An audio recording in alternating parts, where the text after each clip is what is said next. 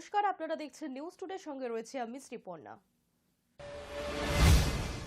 লোকসভা ভোটের আর বেশি দিন বাকি নেই, তার আগে নিজেদের গুছিয়ে নিতে আজ ফের বৈঠকে বসছে বিজেপির বিরোধী শিবির।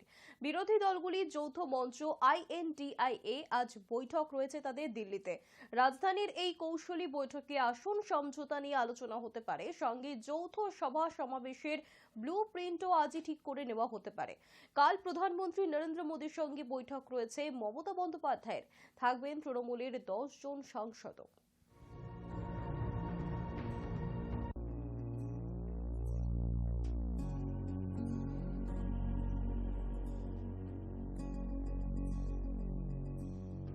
হাওড়া রানীহাটি এলাকায় একটি পেপার মিলে আগুন, দাহ্য পদার্থ থাকায় দ্রুত আগুন ছড়িয়ে পড়ে।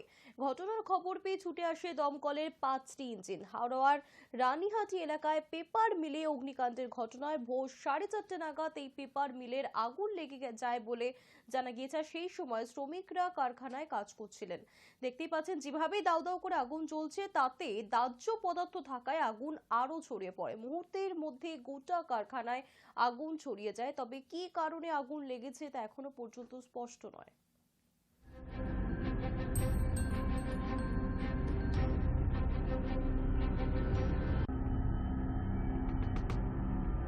সীমান্তে যাত্রীবাহী বাস নয়নজলিতে জখম 20 জন বাস যাত্রী।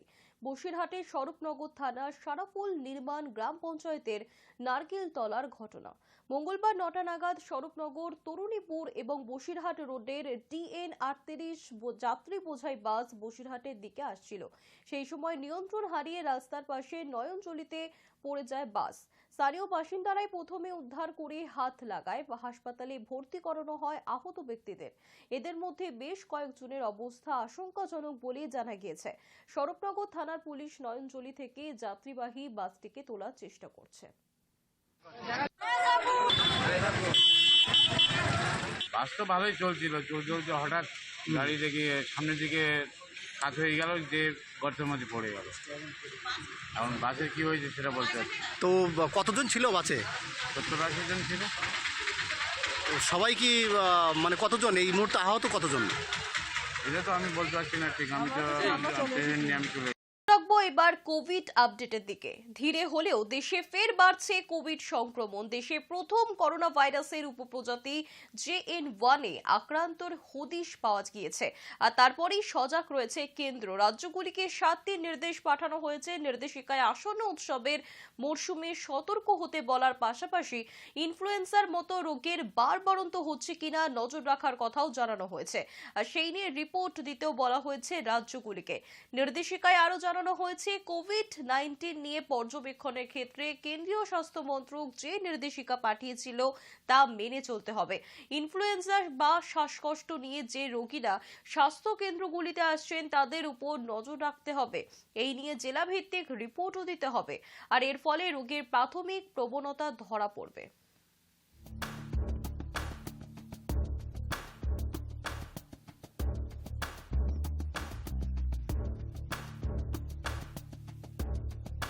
ঠান্ডা পড়তে না পড়তেই উধাও শীত। মাঝ ডিসেম্বরে শীতপ্রেমীদের জন্য দুঃসংবাদ দিল হাওয়া অফিস। মঙ্গলবার সামান্য বেড়েছে তাপমাত্রা। সপ্তাহান্তে আরও বাড়তে পারে পারদ। বড়দিনে কেমন থাকবে আবহাওয়া, এই প্রশ্নই ঘুরপাক খাচ্ছে এখন রাজ্যবাসীর মনে। মঙ্গলবার সকাল থেকে পরিষ্কার রয়েছে আকাশ, তবে সকালের দিকে হালকা থেকে মাঝারি কুয়াশা মুড়েছিল পথঘাট। কলকাতার সর্বনিম্ন তাপমাত্রা ছিল 15.1 ডিগ্রি সেলসিয়াস। কলকাতা সংলগ্ন জেলাগুলি তাপমাত্রা ঘোরাফেরা করছে 14 থেকে 15 ডিগ্রির আশেপাশে। অন্যদিকে পশ্চিমের জেলাগুলি তাপমাত্রা নেমেছে 10 ডিগ্রির ঘরে।